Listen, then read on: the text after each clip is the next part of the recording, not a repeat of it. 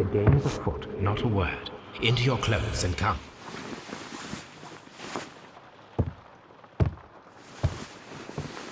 I'll wait for you in the sitting room.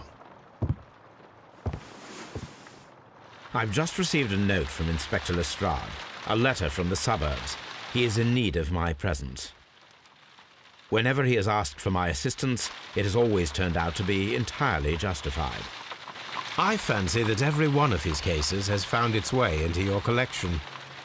Yes, they all seem worthy of... However, I regret your fatal habit of looking at everything from the point of view of a story instead of a scientific exercise. Oh, Holmes, you... I beg your pardon, I digress.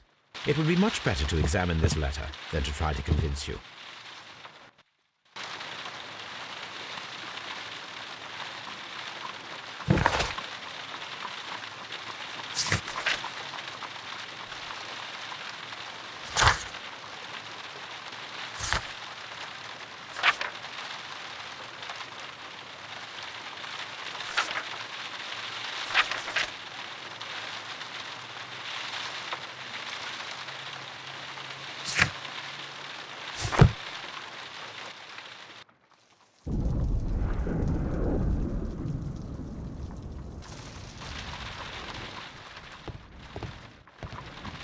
I agree with you, Toby, that Watson... The letter is on the table, Holmes. You should take a look.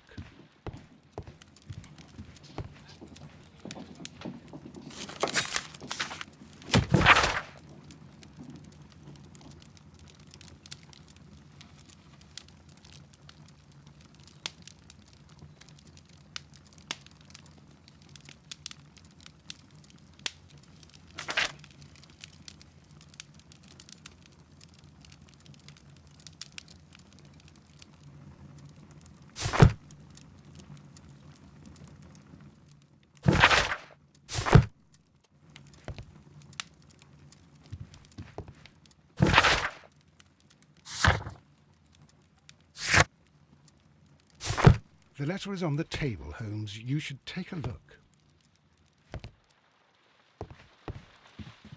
The letter is on the table, Holmes. You should take a look.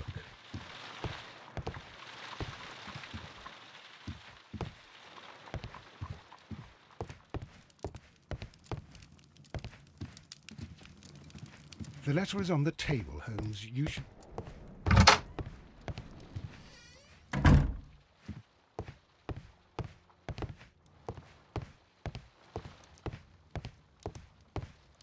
The letter is on the table, Holmes. You should take a look.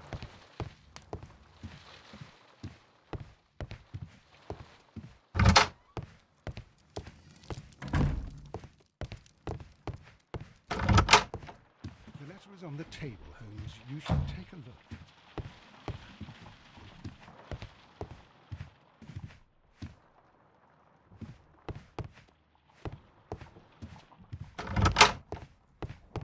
The letter is on the table, Holmes.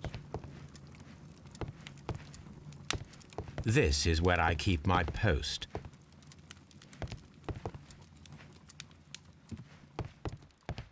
The letter is on the table, Holmes. You should take a look.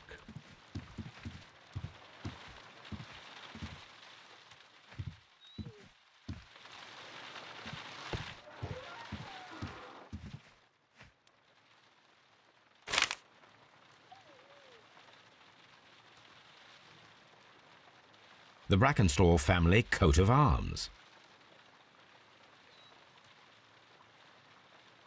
A wax seal with the monogram. I can tell from Lestrade's handwriting that he was in a hurry when he wrote this letter.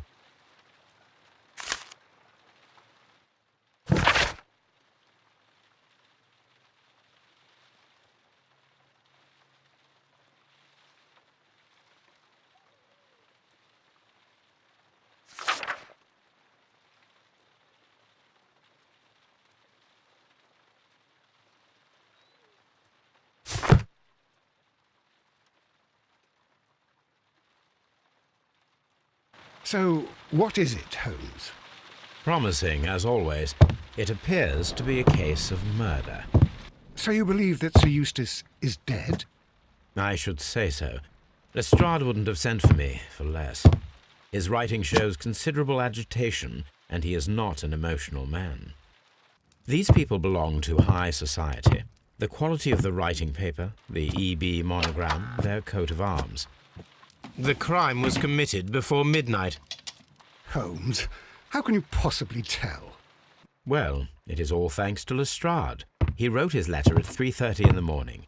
Imagine the chain of events before that. The local police had to be called in. Scotland Yard was notified. Lestrade himself had to make haste there, and finally compose the letter he sent to me. All of that makes for a fair night's work. It makes sense. Lestrade also speaks of the woman he released. That seems to indicate that she had been held somewhere during the crime. Much time has been wasted. Let us find a cab and go to Abbey Grange immediately. I live in hope of an interesting morning.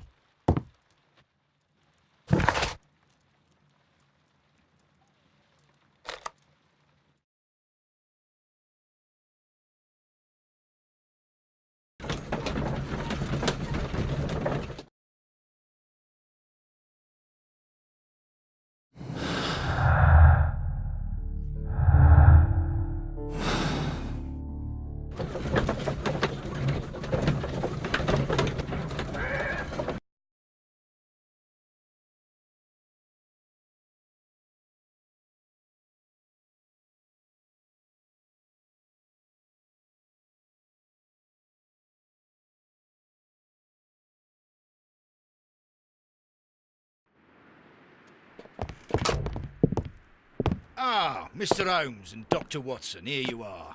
I'm very glad that you have come, but perhaps I should not have troubled you after all. And why is that? Lady Brackenstall has come to her senses, and she has given so clear an account of the affair that there is not much left for us to do. You remember that Lewisham gang of burglars? What, the three Randalls? Exactly. The father and two sons. It's their work. They stole a silver service, which is of great value. Sir Eustace Brackenstall is dead, then? Yes. His head was knocked in with his own poker. A violent act of aggression. Yes, the poor lady. She has had a most dreadful experience. She was assaulted and tied to a chair. But I think that you would best see her and hear her account of the facts. She's in the morning room with her maid, Teresa Wright. Where is the body of the deceased? In the dining room. We haven't touched anything. All right, I'm going to examine it. Very good, Watson.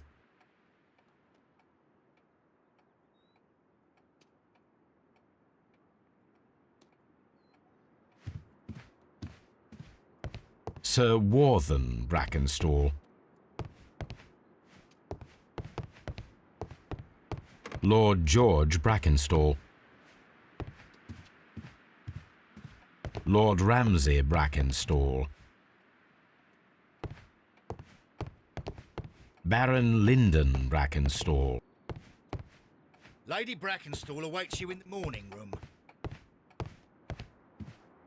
Lady Brackenstall